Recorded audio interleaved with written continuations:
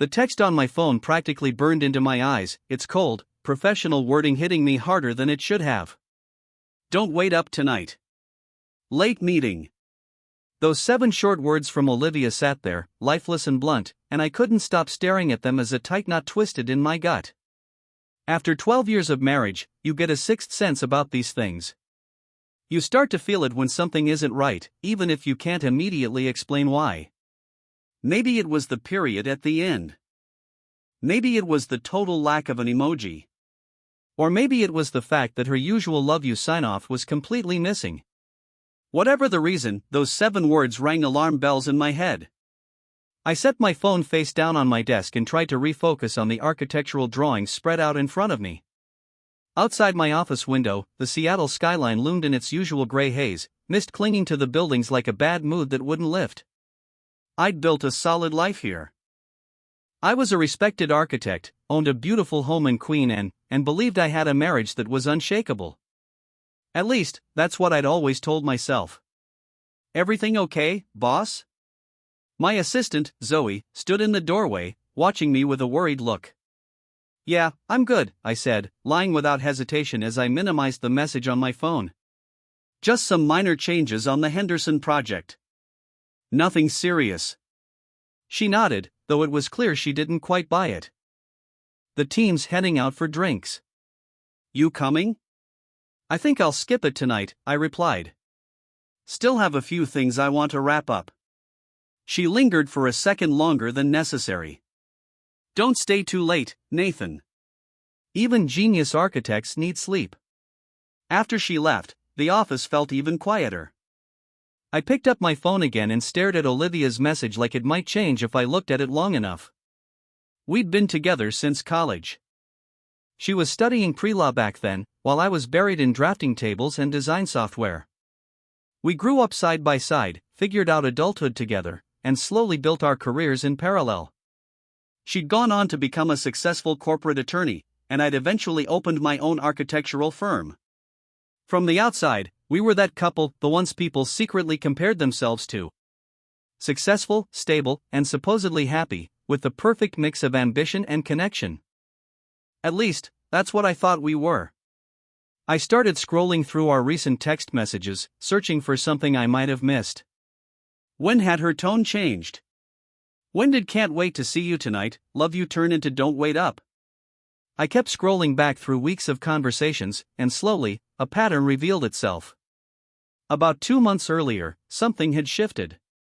Her messages became shorter and more functional: meeting updates, schedule changes, reminders about groceries. The warmth had drained out little by little, like water slipping down a drain so slowly you don't notice until it's gone.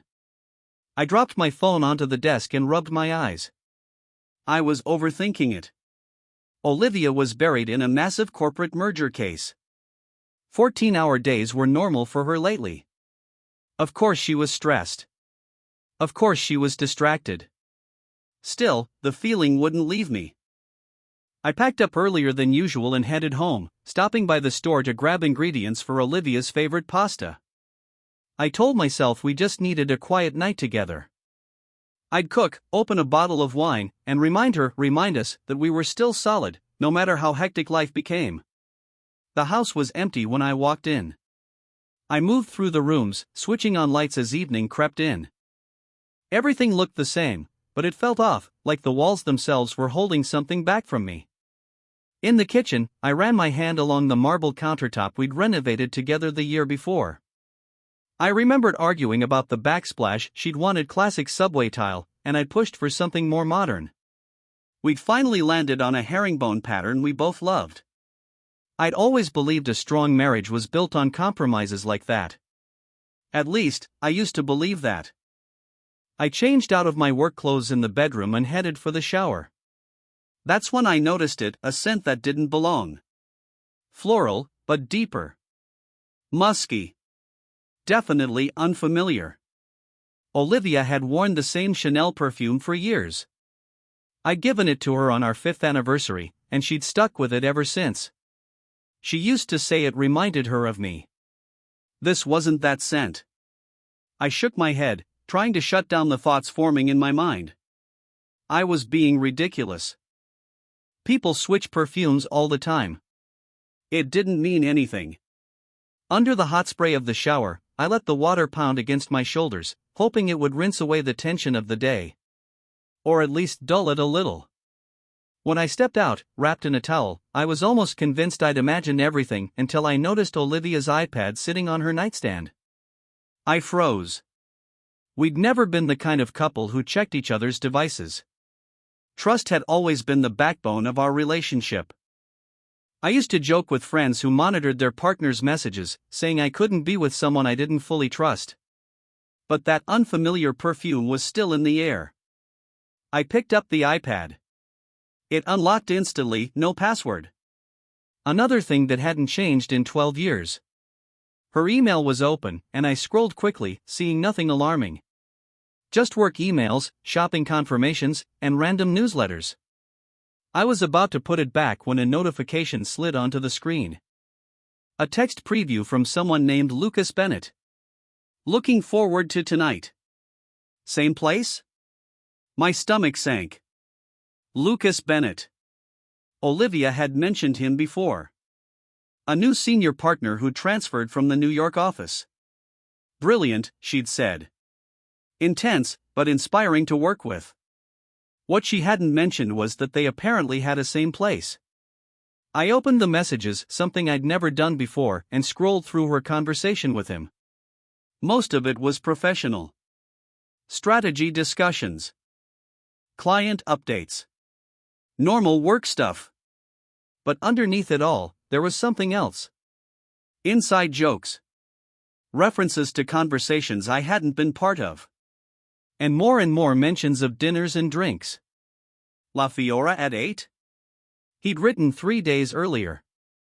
La Fiora. The Italian restaurant where I'd proposed to Olivia. The place we reserved for anniversaries and special moments. I remembered that night clearly, how nervous I'd been, the ring box weighing down my pocket, the way her eyes filled with tears when I dropped to one knee. I remembered the applause when she said yes. That place was sacred to us. And she'd taken him there. It felt like someone had driven a fist straight into my gut. I set the iPad down, my hands trembling just enough for me to notice. I told myself it didn't automatically mean anything. Coworkers go out to dinner all the time. Maybe she'd suggested our restaurant simply because the food was good. Maybe it was nothing more than coincidence. But as I moved around the kitchen on autopilot, chopping vegetables, waiting for water to boil, a different thought took shape. We still had the family tracking app installed. Something we'd set up years earlier for safety, back when it felt responsible and harmless. I opened it and checked Olivia's location. She wasn't anywhere near her office downtown. The blue dot sat squarely on La Fiora. I zoomed in on the map, like somehow the closer view might explain things better.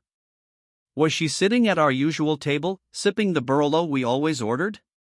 Was he across from her, in the seat that had always been mine? I set the knife down, the garlic forgotten. Whatever appetite I'd had disappeared completely. The pieces were lining up now, forming a picture I'd been trying not to see, the late nights, the unfamiliar perfume, the colder texts. And now this. Dinner at our place with her impressive new colleague.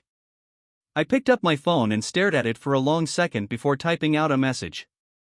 It was the kind of text that either ended the paranoia or confirmed everything I was afraid of. Hope you and Lucas enjoy the dinner. I hit send before I could talk myself out of it. My heart hammered as I watched the screen. The 3 dots appeared almost instantly. Then vanished. Then showed up again. She was hesitating. Struggling to find the right response. That alone felt like another warning. Her reply came fast after that. What? What are you talking about? Another message followed right away. Nathan, answer me. What do you mean? Then another. I'm coming home right now. I didn't respond. I just opened the tracking app and watched as her blue dot started racing away from La Fiora and back toward our house. That told me everything I needed to know. I set my phone down and stared at the half-finished dinner spread across the counter. 12 years. 12 years of building a life together, and she'd risked it all for what? Excitement? Something new? A brilliant legal mind? My hands stayed steady as I cleaned up. Pasta back into the cabinet. Vegetables into the fridge. The cork pressed back into the wine bottle.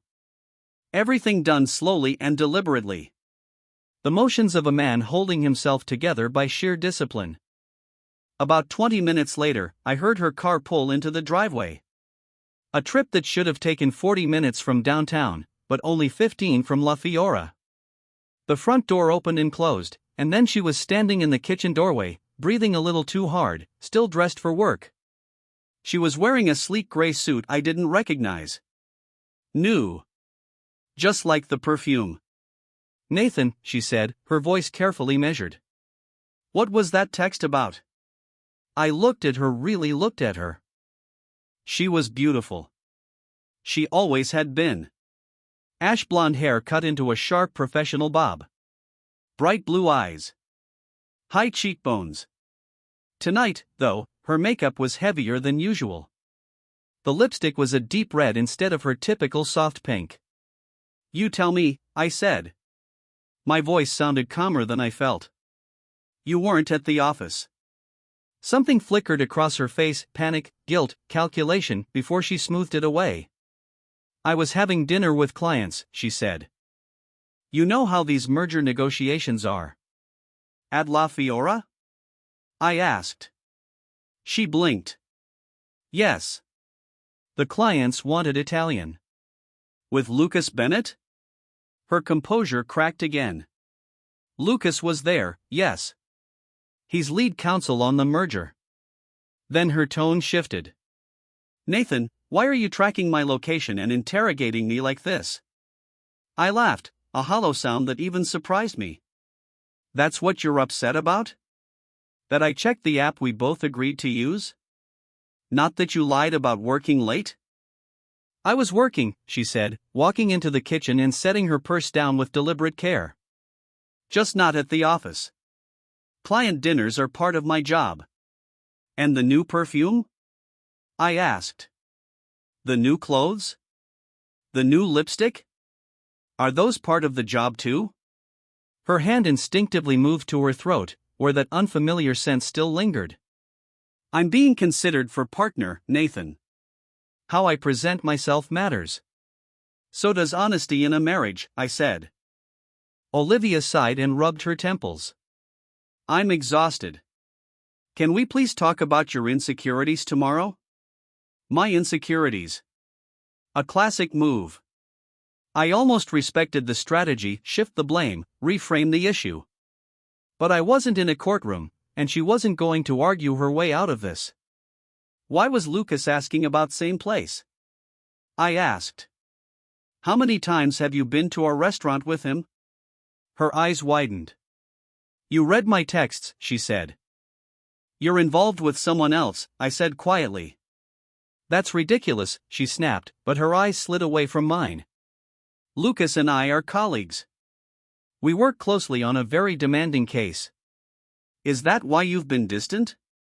I pressed. "Why you suddenly need late-night meetings? Why everything changed, from how you smell to how you text me?" She pulled a wine glass from the cabinet and poured herself a heavy serving from the bottle I'd opened earlier. "I don't know what's gotten into you," she said, "but I don't appreciate being accused of cheating just because I'm successful and busy." "Don't do that," I said quietly. "Don't turn this into a conversation about your career or my supposed insecurity. This is about you lying. About you meeting another man at the restaurant where I proposed to you." She took a long drink. When she lowered the glass, I could see her mind working, adjusting course. She'd always been good at that, spotting weakness, reshaping the argument midstream. "Okay," she said finally. "I should have told you about dinner with Lucas.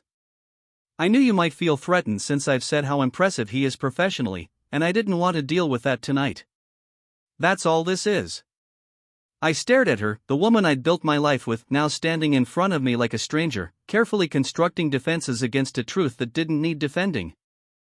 I thought about all the nights I'd held her close, all the mornings we'd woken up wrapped around each other, the promises we'd made without ever doubting them.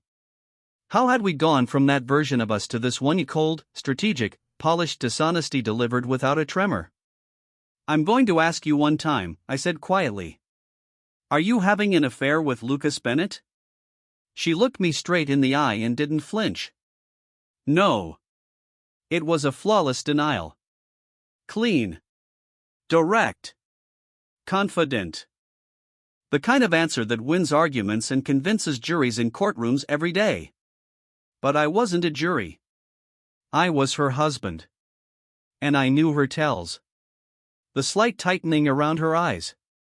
The way her right hand curled into a loose fist by her side. The tiny swallow before the word left her mouth. Small details, things only someone who'd spent 12 years watching her could catch. I wanted to believe her. God, I wanted to believe her. But the facts were piling up, and my gut was screaming that something wasn't right. "I'm staying at the Sheraton tonight," I said, turning away.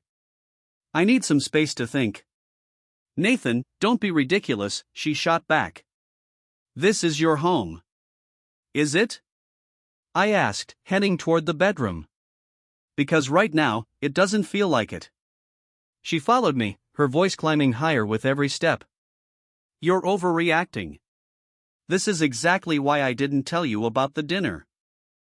I knew you'd blow it out of proportion." I pulled a small duffel from the closet and started packing clothes, toiletries, my laptop. Olivia stood in the doorway with her arms crossed, watching me. The red lipstick against her pale skin looked almost violent, like a fresh wound meant to taunt me. "If you walk out that door," she said, "you're the one destroying this marriage." "Not me." I zipped the bag and looked at her. Maybe this marriage was already broken. I'm just finally seeing it. I walked past her, down the stairs, and out the front door. She didn't follow. Inside my car, I sat there gripping the steering wheel, staring through the windshield. Had I just made the worst mistake of my life? Was I throwing away 12 years over paranoia and circumstantial evidence? Then I replayed the look in her eyes when I confronted her. Not confusion. Not hurt. Calculation. The way she'd turned everything back on me. How defensive she'd been about her texts instead of concerned about my pain. I started the engine and pulled away from the home we'd built together, unsure where my life was headed, but suddenly very clear about what I was leaving behind. The Sheraton was exactly what I needed. Anonymous. Comfortable. Empty of memories and emotional traps. I checked in, rode the elevator up, and sat on the edge of the bed, staring at the generic cityscape painting on the wall. It could have been Seattle or any other mid-sized American city. Buildings, water, mountains in the distance. Carefully vague. Designed to offend no one and inspire nothing. My phone kept buzzing with messages from Olivia, but I couldn't bring myself to open them. Instead, I opened my laptop and crossed a line I never thought I would. I started investigating my own wife. Our shared cloud account held backups, photos, documents from both our devices. I hesitated only for a moment before diving in, knowing I was violating something sacred but needing the truth more than my pride. Her photos were clean. Work conferences. Landscapes. Selfies I'd already seen. Her documents were almost entirely professional. Nothing personal. Nothing revealing. Then I opened the location history from the tracking app. As I scrolled back through weeks of data, patterns began to emerge. Regular visits to La Fiora. Repeated trips to an address in Capitol Hill I didn't recognize. Late nights that didn't line up with her office location.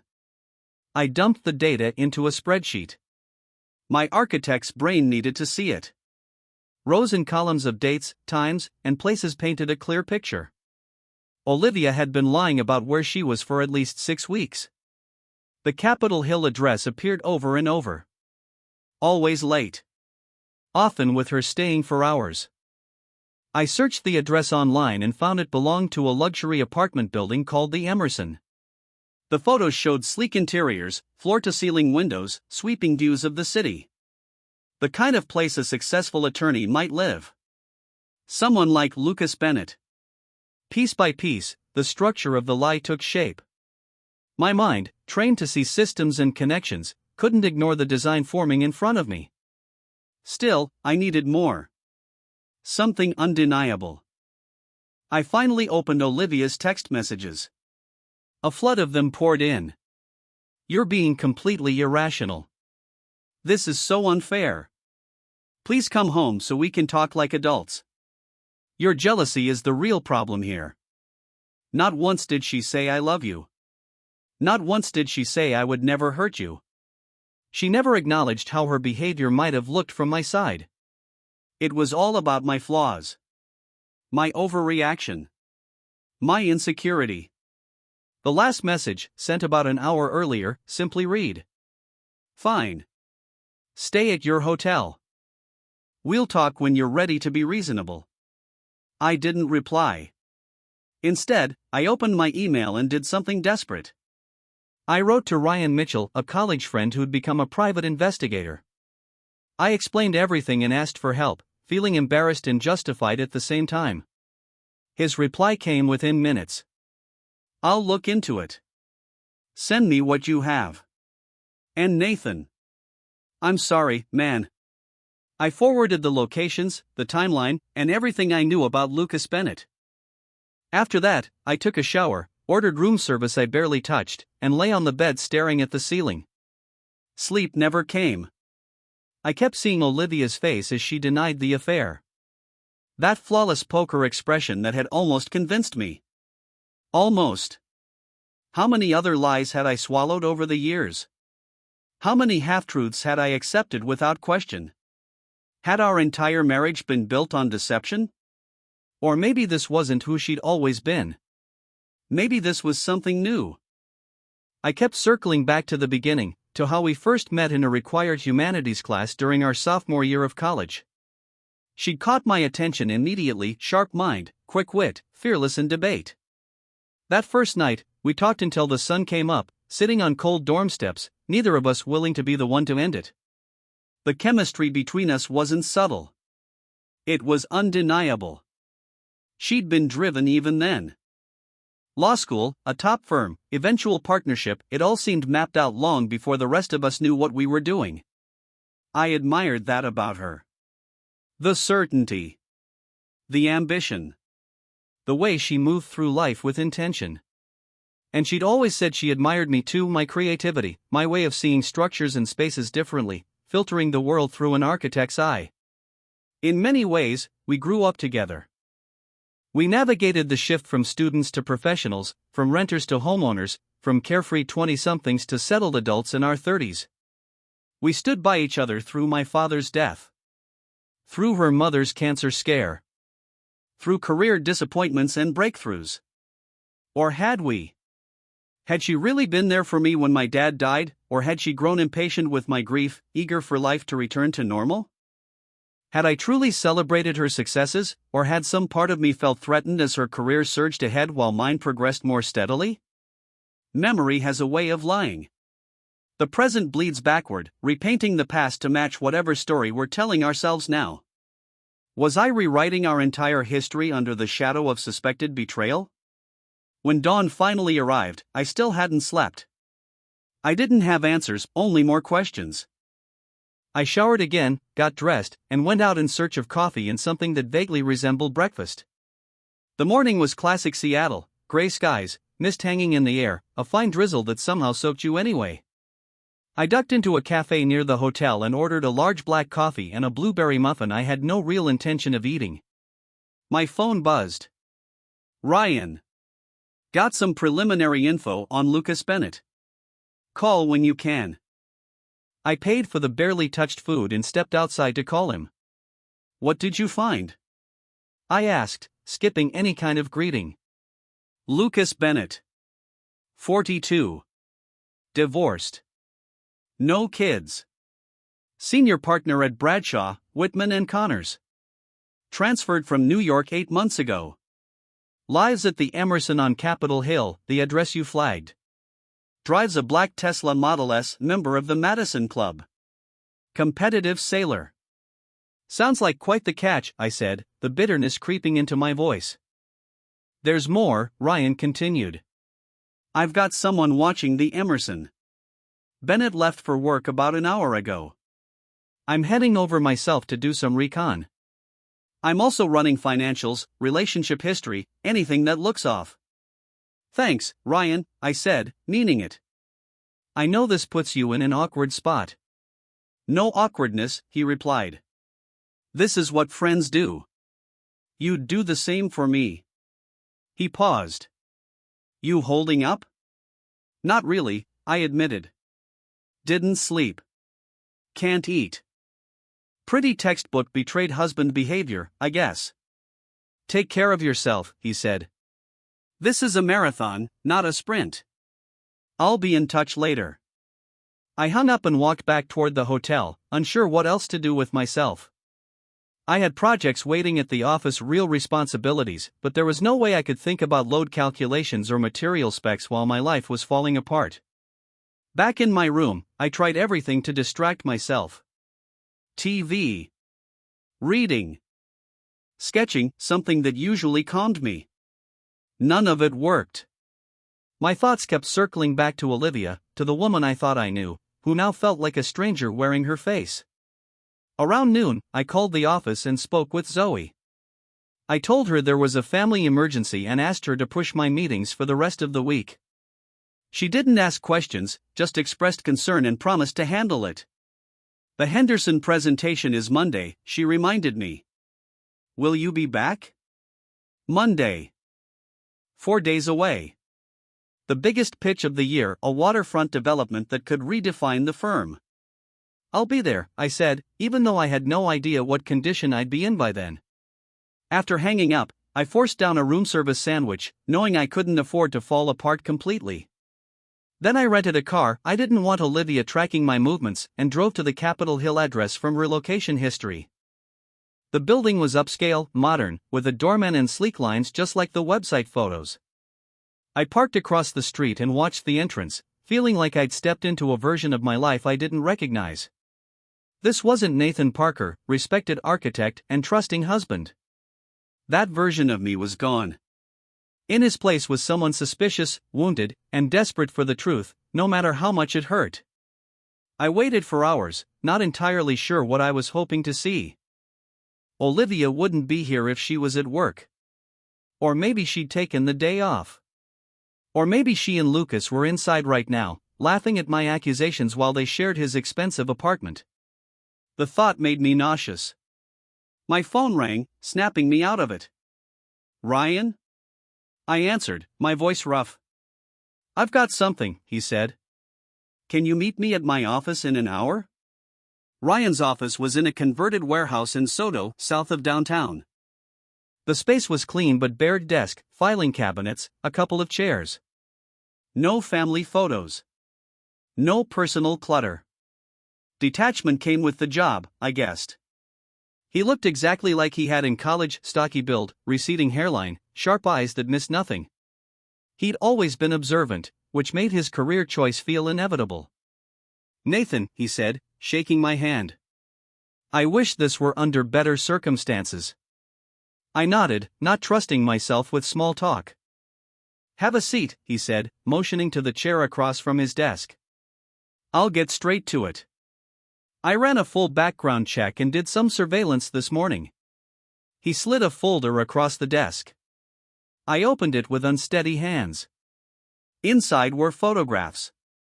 Olivia and Lucas walking into La Fiora together. Sitting at a corner table. Our table. Their heads leaned close. Their hands touching across the white tablecloth. Olivia was laughing at something he'd said, her face alive in a way I hadn't seen in months. And then there was the last photo. The two of them in the parking lot beside her car, kissing. My vision blurred as tears I hadn't expected filled my eyes. I'd suspected it. Deep down, I'd known. But seeing it made everything final. Irrefutable. That kiss wasn't some casual, polite goodbye between coworkers. It was intense. Familiar. His hand tangled in her hair. Her body pressed against his. That was the kind of kiss that comes from closeness. From desire. From a relationship that had crossed far beyond anything professional. When were these taken? I asked, my voice rough and barely holding together. Last night, Ryan said. After you texted her. She rushed off, but they stopped in the parking lot first. I nodded, forcing myself to swallow. So when she came racing home to me, she'd just been kissing him. I'm afraid so. I kept flipping through the folder. More photos. The two of them over the past several days, walking into his apartment building together, eating lunch at an outdoor cafe, strolling close through Pike Place. Lucas said like a couple with nowhere else they needed to be. There's more, Ryan said quietly. He showed me credit card statements. Hotel charges. Then a reservation, an upcoming weekend getaway at a cabin on Lake Chelan. Booked in Lucas's name. For 2 people. And then he handed me a small evidence bag. Inside was a man's watch. Not flashy or expensive, but unmistakable. A vintage Omega with a worn leather strap. Found it in her car this morning, Ryan explained. Under the passenger seat. Probably came off during, he let the sentence trail off. I turned the watch over. The initials MT were engraved on the back. I'm sorry, Nathan, Ryan said, and I knew he meant it. I nodded, unable to speak for a moment. What are you going to do? He asked gently. I placed the watch back into the bag with care. I need time. I need to think. Of course, he said. Take the file. It's all yours. I stood, tucking the folder under my arm. Thank you, Ryan. What do I owe you? He shook his head. Nothing. Call it repayment for all those times you dragged me through organic chemistry. I managed a weak smile. That doesn't seem equal. Just take care of yourself, he said. And Nathan, she doesn't deserve you. Don't forget that. I drove back to the hotel in a haze, the folder sitting on the passenger seat like an unexploded bomb. At a red light, I checked my phone. 3 missed calls from Olivia. 1 text. This is ridiculous, Nathan. Come home. We need to talk. I didn't reply. Back in the room, I laid everything out across the bed. Photos. Statements. The watch sealed in plastic. A clear, organized record of betrayal. I stared at it all, trying to understand how we'd ended up here. Had I been blind? Were there signs long before the recent changes? Or had this really come out of nowhere, a sudden fracture in what I'd believed was solid? I thought back over the past year. Olivia's growing restlessness. Her comments about routine. Her fascination with Lucas's career, his travel, his high-profile cases, his freedom. Maybe the signs had always been there. Maybe I just hadn't wanted to see them. One memory surfaced clearly: a dinner party at our house 3 months earlier. Lucas had been there, new to Seattle. I remembered how animated Olivia had been that night. How easily she laughed. How her eyes tracked him across the room. At the time, I'd brushed it off. She was being welcoming. Professional. A good host. Now, looking back, it felt deliberate. Focused. Had it started that night? Or had it been brewing long before he ever showed up? Had she already been searching for an exit, with Lucas simply becoming the convenient doorway? Those questions would haunt me, I knew. But they weren't the most important ones. The real question was simple and terrifying. What was I going to do now? My phone rang again. Olivia. This time, I answered. Nathan, finally, she said, sounding relieved and irritated all at once. This has gone on long enough. Please come home so we can talk this through. Is he there? I asked. A pause. Is who there? What are you talking about? Lucas, I said. Your lover. Is he at our house? Her voice hardened. You're being absurd. I already told you Lucas is a colleague. Stop lying to me. I shouted, the anger bursting out of me before I could stop it. I have proof, Olivia. Photos of you together at La Fiora, at his place, behaving far beyond anything professional.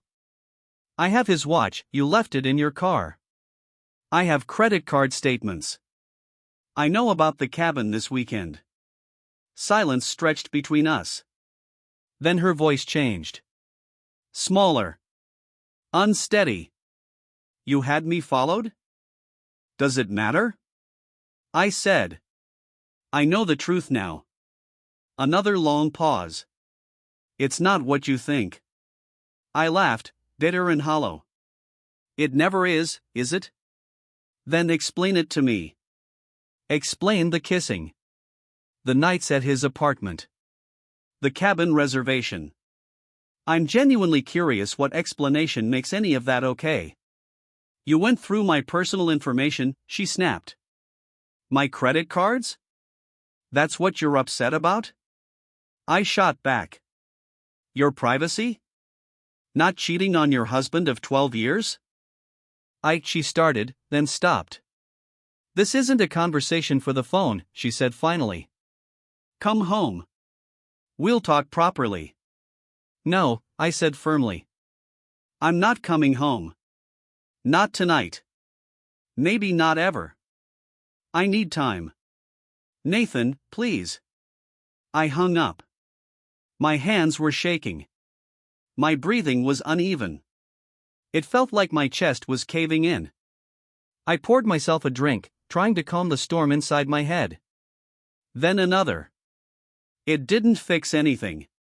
But it gave me something to do besides fall apart. My phone buzzed with messages. I ignored them. It rang again.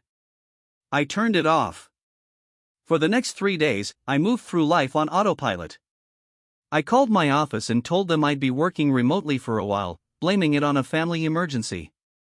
No one questioned it. From there, I checked out of the Sheraton and rented a small Airbnb in Ballard. I didn't want Olivia showing up unexpectedly or figuring out where I was staying. I stayed in touch with Ryan by email, keeping things brief and factual. At the same time, I ignored the non-stop stream of calls and messages from my wife.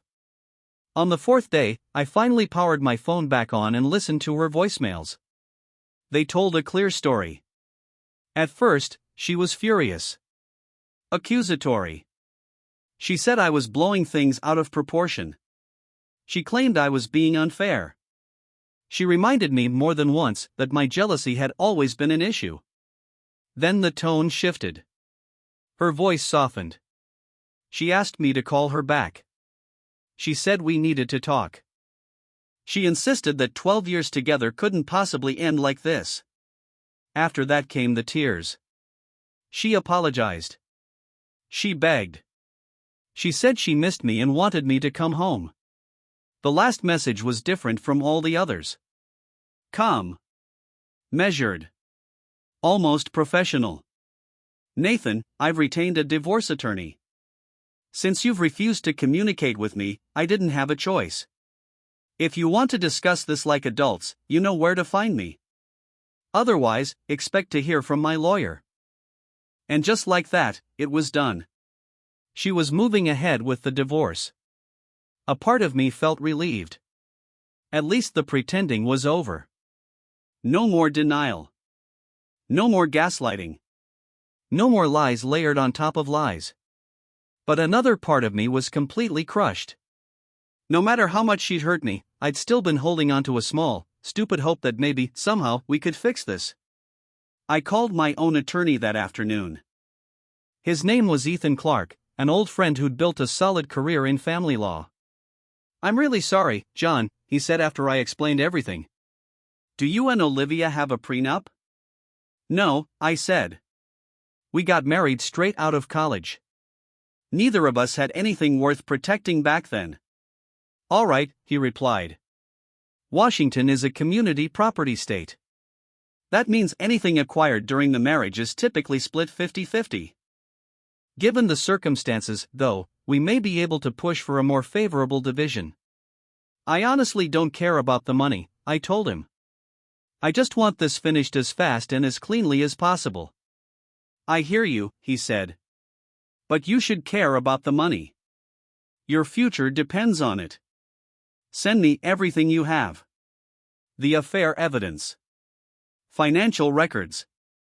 Property details. And John, don't move back into the house.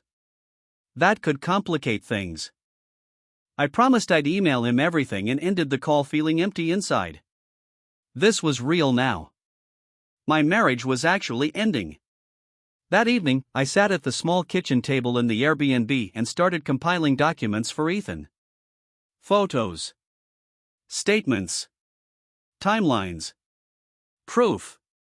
I organized Olivia's betrayal into a neat digital folder. It felt disturbingly clinical, like I was putting together a research project instead of documenting the collapse of my personal life. As I worked, my thoughts drifted forward. A future without Olivia. Without our house. Without our routines or our shared circle of friends. A future where, after 12 years of partnership, I'd be alone again. The idea scared me more than I wanted to admit. But at the same time, it felt strangely freeing. The next morning, I woke up to an email from Olivia. No subject line. Just one sentence. Can we meet? Just to talk. No lawyers. I stared at the screen for a long time. Part of me wanted to ignore it and let the attorneys handle everything from here on out. But another part of me needed closure. I needed to hear whatever she had to say, face to face. I replied with a single word. When? Her answer came almost instantly. Tonight. 7 p.m. La Fiora. La Fiora. Our restaurant. The same place where she'd met him. The same place where the betrayal had unfolded. I didn't know whether it was a power move or some misguided attempt at symbolism, but either way, I didn't like it. Neutral location, I wrote back. Starbucks on Broadway and Pine. 7 p.m. She agreed. The rest of the day crawled by. I went back and forth between dreading the meeting and rehearsing what I planned to say. I told myself I'd stay calm. Rational. Detached. I wasn't going to give her the satisfaction of seeing how badly she'd broken me. But I also wanted answers. Why Lucas? Why now, after 12 years that I thought were happy? Had she ever really loved me at all? Or had I just been a convenient part of her plan, a stable, respectable husband to complete the image of the perfect professional woman? I arrived at the coffee shop 15 minutes early and chose a corner table. Private enough to talk, but still very much in public. The cafe was busy, but not loud. Enough background noise that no one would overhear us, and enough space that we wouldn't be interrupted. Olivia walked in exactly at 7, punctual as ever. She looked thinner than the last time I'd seen her. Her face was drawn, dark circles sitting under her eyes. She wore jeans and a sweater instead of her usual work clothes, her hair pulled back into a simple ponytail. No makeup. No jewelry. Except her wedding ring. That caught me off guard. She saw me and walked over, hesitating before taking the seat across from me. "Thank you for meeting me," she said softly. I nodded. I didn't trust my voice yet. "I ordered you a latte," I said after a moment, motioning toward the cup in front of her chair. "Vanilla. Extra shot. No foam." A faint smile flickered across her face. "You remember." 12 years, Olivia," I said quietly. "I remember everything." Her eyes dropped to the table. "Nathan, Before she could continue, I held up a hand. "Before you say anything, I need to be clear. I'm not here for manipulation or half-truths.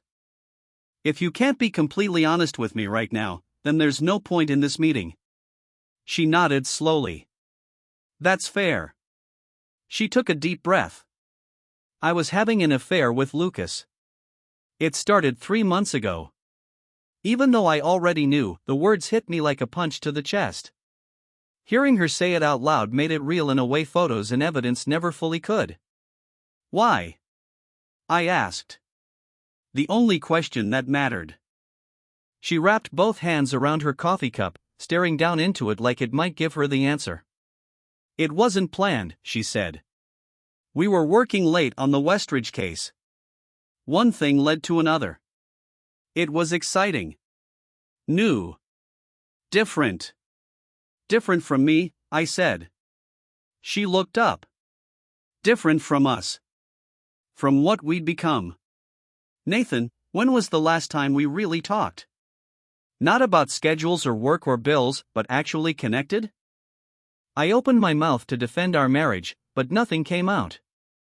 I searched my memory, trying to recall the last real conversation we'd had. It had been a long time. So you were bored, I said finally. And instead of talking to me about it, you chose to sleep with someone else. She flinched at my words. That's not fair. None of this is fair, Olivia, I said. Not to me. I know, she whispered. I know that now. I leaned forward, lowering my voice. What do you actually want from this meeting? Why did you ask me here? For the first time since she'd arrived, she held my gaze without looking away. I ended it with Lucas. I felt my chest tighten. The day after you left, she continued, it hit me what I was about to lose, what I was risking. Nathan, I made a terrible mistake. The worst one of my life. She swallowed hard. But I love you. I always have. And I want to try to save our marriage, if you're willing. I leaned back in my chair and studied her face. Her eyes were glossy, tears just barely held in check. She looked sincere. But she'd looked sincere when she lied to my face, too. How could I ever trust you again? I asked quietly. Every late night at work.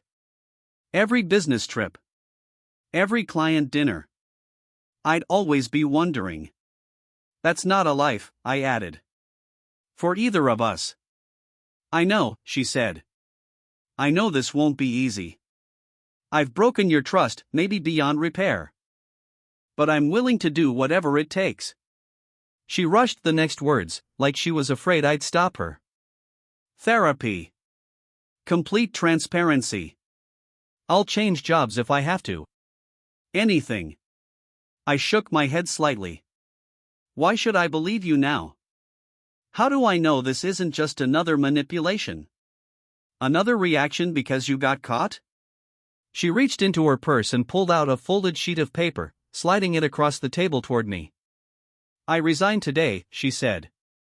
Effective immediately. I unfolded it. It was a copy of her resignation letter to the firm. I also scheduled an appointment with a marriage counselor, she went on. For next week. If you'll come. She hesitated, then added quietly, and I told my parents everything. They're disappointed in me. As they should be. I folded the paper back up slowly, trying to process it all. These weren't small gestures. She was walking away from a partnership track she'd worked years for. Facing her parents, people who had always loved me like a son. I hadn't expected that level of commitment. What about Lucas? I asked. Her expression hardened just a little. It's over. Completely. I made that very clear. And he just accepted that? I asked. After hotel rooms and planned weekends away? He didn't have a choice, she said simply.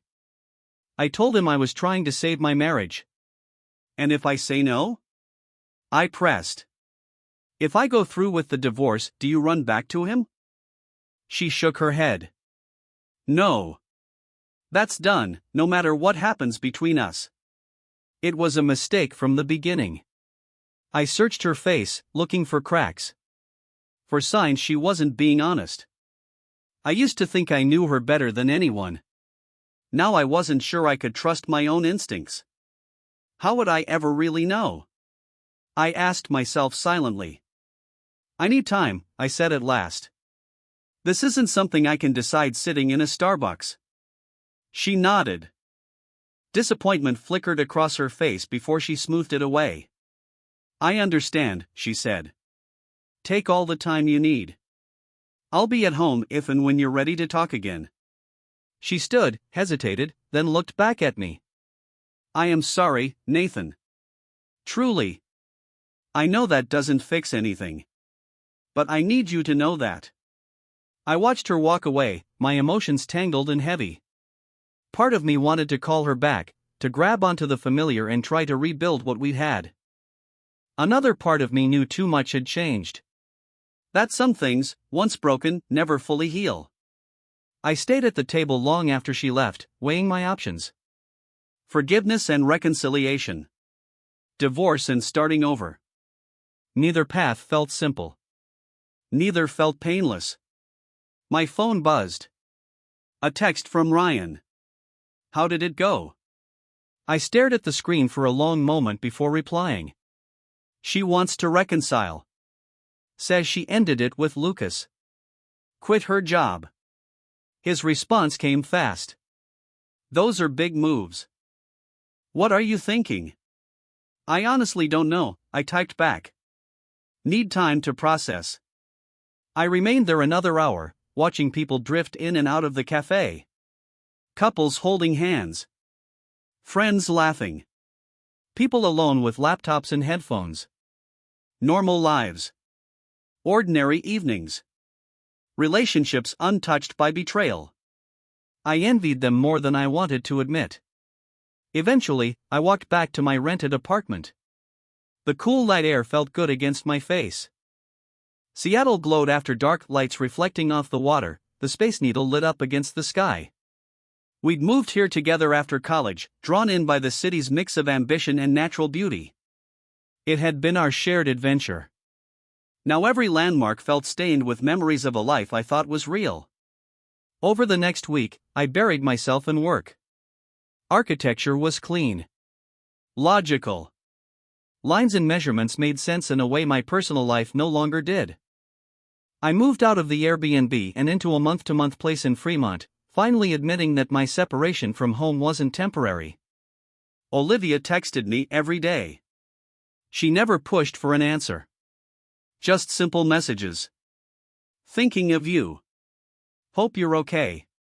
The counseling appointment is still scheduled if you want to come.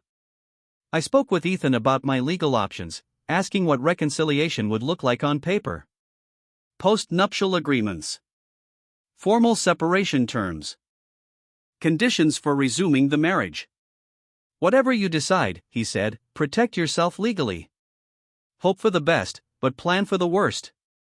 On the 10th day of our separation, I made my decision. I wasn't going to counseling. I wasn't going home. I wasn't giving Olivia another chance.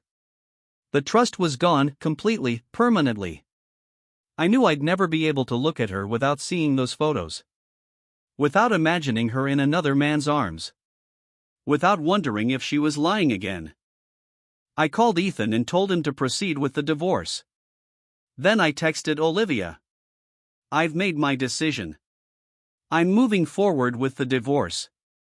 Please direct all communication to Ethan Clark from now on. Her reply came almost immediately. Please don't do this. We can fix this. I love you. I didn't respond. Instead, I turned off my phone and poured myself a proper glass of scotch. Not the minibar kind this time. A real one. That night, I allowed myself to completely shut down emotionally. I wanted to feel the full weight of what I was losing, sit with it, and then, somehow, move forward. 3 drinks in, there was a knock at my apartment door. I checked the peephole and saw Olivia standing there. Her eyes were swollen and red, like she'd been crying for hours. Her hair was messy, nothing like the controlled, polished version of her I'd been married to. I hesitated, then opened the door. You shouldn't be here, I said. I had to come, she replied, her voice cracking. You can't end 12 years with a text message, Nathan. You ended 12 years when you slept with Lucas, I shot back. She flinched, like I'd physically hit her. I know, she whispered. I know I did. People make mistakes, horrible, unforgivable mistakes. And sometimes they're given second chances. Not this time, I said. My voice was steady, even with the alcohol in my system. I can't do this, Olivia. I can't pretend it never happened. I can't rebuild a life on a foundation that's already shattered. Please, she begged, tears spilling down her face. Please don't throw us away. I looked at her, this woman I'd loved for more than a decade, and I felt empty, but I knew this was the beginning of learning how to live again where love used to live. I'm not throwing us away, I said quietly. You already did that. I'm just admitting it's broken beyond repair. Nathan. Goodbye, Olivia. I closed the door gently but firmly. I heard her sob once, loud and raw, before her footsteps faded down the hallway. I rested my forehead against the door, waiting for regret or doubt to crash over me. Instead, I felt something unexpected. Relief. I knew I'd made the right decision. The only decision that allowed me to keep my self-respect and my sanity. My phone buzzed. I turned it back on after my third drink, maybe looking for a distraction, maybe if I was honest, hoping she'd reach out again. It was Olivia. I'll be at our spot tomorrow at 7. One last chance to talk. Please come. Our spot wasn't La Fiora this time. It was Kerry Park, the overlook where we'd had our first date, with the Seattle skyline stretched out below and Mount Rainier rising in the distance. It was a direct hit at nostalgia. At memory. At history. I didn't respond. The next day, I buried myself in work, finishing the Henderson presentation. It was exactly what I needed, complex, demanding, creative. For hours, I lost myself in floor plans, elevations, material choices, structural calculations. But as evening crept closer, her message gnawed at me. Kerry Park at sunset. The place where, 12 years earlier, I'd realized I was falling in love with her.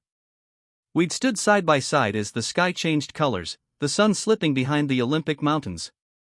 She'd taken my hand, and something inside me had clicked into place. A beginning. And now, possibly, an ending in the same place. At 6:45, my resolve wavered. What if I was wrong? What if years from now I looked back on this moment and realized I'd chosen pride over love, punishment over forgiveness? No. This wasn't about pride. Or punishment. It was about accepting that some things, once broken, can't be repaired, not in any way that resembles what they once were. At 7:15, my phone rang. Olivia. I let it go to voicemail. At 7:30, another message. I'm still here. Please come. At 8 o'clock. I understand now. I'm sorry for everything. At 8:45, my phone rang again. This time it was Ryan. I answered, confused by the late call. John, he said, his voice tight. There's been an accident. Olivia's car. Queen Inn Hill. My stomach dropped. What? I said. What happened? I don't have all the details, he said. A witness said she pulled out onto the avenue without looking. A delivery truck hit her. She's been taken to Harborview. I was already grabbing my keys and jacket. I'm on my way. The drive to Harborview Medical Center barely registered. Red lights passed unnoticed. Other cars seemed to move in slow motion. My heart hammered so hard I could hear it over the engine. This couldn't be happening. Not now. Not like this. The emergency room was chaos, bright lights, urgent voices, the sharp smell of antiseptic barely masking blood and fear. I gave Olivia's name at the desk and was directed to a waiting area where a police officer was speaking with a doctor. They both turned when I approached. Mr. Parker, the officer asked. You're Olivia Parker's husband? Yes, I said automatically. Legally, it was still true. How is she? The doctor stepped forward. I'm Dr. Alvarez. Your wife sustained serious injuries. Multiple fractures. Internal bleeding. She's in surgery now. Will she? I couldn't finish. Her condition is critical, he said carefully. The next few hours are crucial. Are you aware of her medical directives? Any religious restrictions regarding blood transfusions or life support? I nodded, numb. We'd done all the responsible adult paperwork years ago. No religious restrictions, I said. Full measures. I have medical power of attorney. The doctor nodded. There's a private waiting area for families. The officer needs to ask you a few questions first. I turned to the police officer, a middle-aged woman with tired eyes and a gentle voice. I know this is difficult, she said, but I need to ask about your wife's state of mind before the accident. State of mind? She hesitated. Witnesses reported she appeared distressed. Witnesses reported the accident happened suddenly, without enough time to react. The implication hung heavy between us. We're separated, I said finally. She was upset about the divorce. But Olivia wouldn't, she's not the type to. I understand, the officer said softly. Just routine questions. She handed me her card. A volunteer led me to a quieter waiting room with softer lighting and comfortable chairs. A few other people sat scattered around, each lost in their own private nightmare. I sat down and stared at the wall, trying to make sense of how everything had unraveled so fast. Hours earlier, I'd been absolutely certain I was done with Olivia forever. Now I was her next of kin, possibly facing decisions about her care, her life. The universe had a vicious sense of irony. Ryan arrived about an hour later, looking as wrecked as I felt. His jacket was wrinkled, his eyes rimmed red. He handed me a cup of coffee and sat down beside me. Any news? He asked quietly. I shook my head. Still in surgery. We sat in silence for a long time. The kind of silence that presses in on your ears. Finally, Ryan spoke again. I heard from my contact at the scene, he said carefully. The witness statements are concerning. I turned toward him. Concerning how? He sighed, rubbing a hand over his face. John, I shouldn't be telling you this, but some witnesses described the circumstances as highly unusual. My chest tightened. She was parked near Kerry Park for over 2 hours, he continued. When she finally left, she pulled out directly into the path of the truck. No hesitation. No attempt to stop. The coffee in my stomach turned to acid. Kerry Park, I whispered. Our spot. Where she'd been waiting for me. She texted me, I said hollowly. Asked me to meet her there. One last chance to talk. Ryan placed a firm hand on my shoulder. This isn't your fault. Isn't it? I murmured. If I'd just gone. If I'd answered the phone.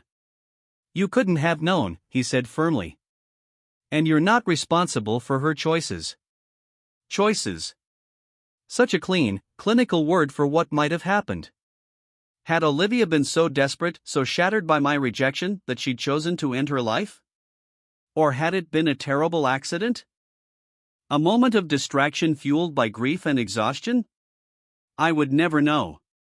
And that uncertainty would haunt me no matter which explanation I clung to. The hours crawled by. Families came and went. Some left holding hands, relief etched across their faces. Others emerged shattered, their grief raw and unmistakable. I stayed suspended in that waiting room, trapped between hope and dread.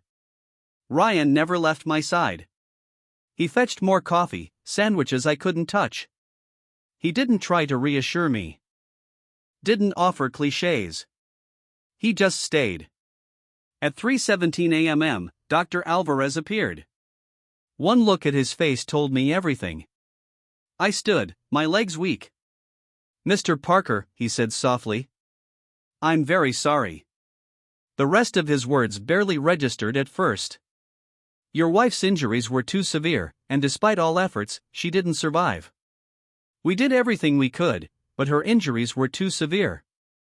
She's gone? I asked, though I already knew.